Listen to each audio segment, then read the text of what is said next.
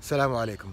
There's a very important basic concept regarding what is halal, permissible, and what is haram, forbidden. And when people forget this, they tend to make things difficult for themselves and others unnecessarily. So let's get to it.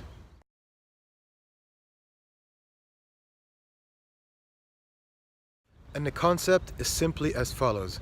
Everything that is worldly, by default, is permissible, halal. And the burden of proof is on making it haram.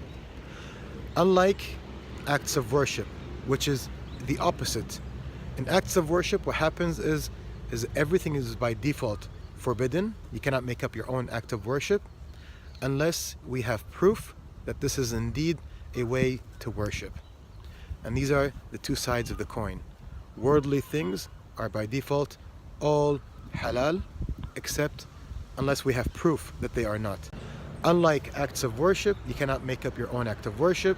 Everything is considered forbidden unless we have a clear teaching that shows that it is indeed an act of worship. And this, for example, goes to prayers, fasting, and so on. So what does this mean? Well, it means that often in debates, when you hear someone say and ask, prove something is halal, basically they are mistaken. And the response is that they are the ones who need to prove it is haram. And of course, this needs to be done with evidence from the Quran and the authentic teachings of the Prophet ﷺ.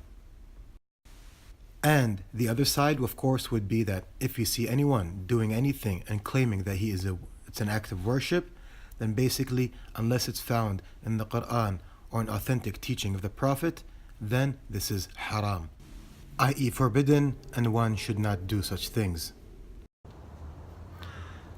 Having established this, let's keep these points in mind. Just because something is halal, this does not mean that you must or indeed should do it. It simply means it is not forbidden.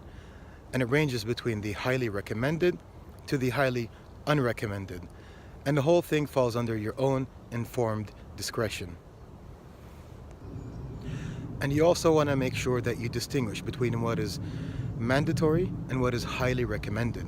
Because unfortunately, some Muslims treat what is highly recommended as if it was mandatory, and it makes things difficult for themselves and for others. Alhamdulillah, Islam is very easy and simple, with very few things that are forbidden, haram, such as pork or alcoholic drinks, and likewise very few things that are mandatory, such as the 5 daily prayers. I hope this has been helpful or at least informative. And until next time, Assalamu alaikum.